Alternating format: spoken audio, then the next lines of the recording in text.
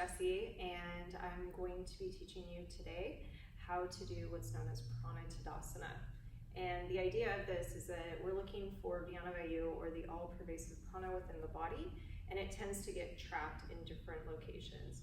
Tadasana is a fundamental pose which we use and look to recreate that framework within other postures. So for this, we're going to kind of like look at ourselves first and see where we're at.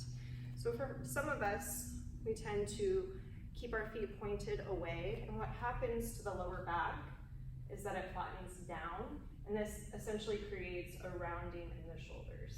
For some people, it may look a little bit more like this, where maybe lordosis or like a heightened curve through and a splaying at the rib cage. And what we're really looking to do is to create a framework within the body where all of the bandhas are contained. So in order to get there from either this version or this, we need to find what's known as the deep front line.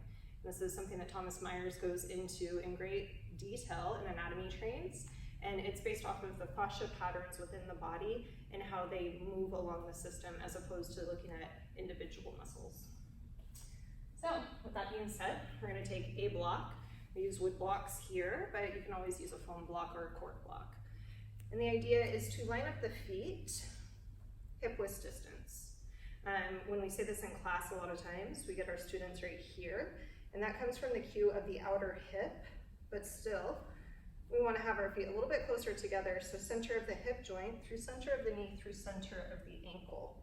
And then I teach what's known as the triad of the foot, and that is the big toe mound, baby toe mound, and center of the heel. So we'll access that in a second. I'm going to take the block in between the thighs for Swati Bandha, and the way that this helps is an internal rotation of the thighs.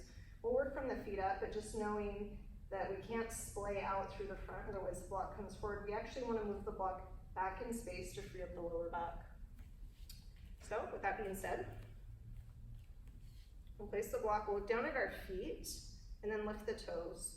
If you notice, the arch starts to lift, and that essentially creates Pada Bandha, so the lock at the base of the foot, it's like a pucker, and so we suck the earth energy up.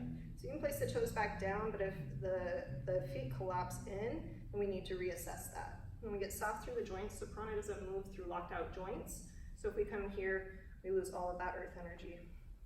So from here, we're going to bend the knees and then bring the hands to the hips, moving the hips forward and back. Just looking kind of for, the two variables and what happens to our chest as we move through them. Good.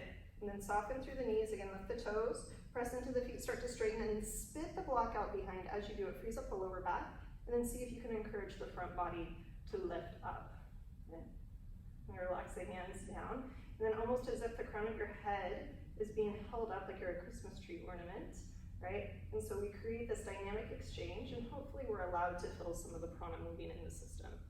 So this is stage one of the deep front line. There's a lot of muscles that are involved in it, starting pretty much at the stirrup, coming through the calf muscle into the adductors, which comes into the pelvic floor muscles. It then comes up to the breathing diaphragm. It actually mimics all of the bandhas, and it's super fascinating. Anyways, so that's one exercise to try.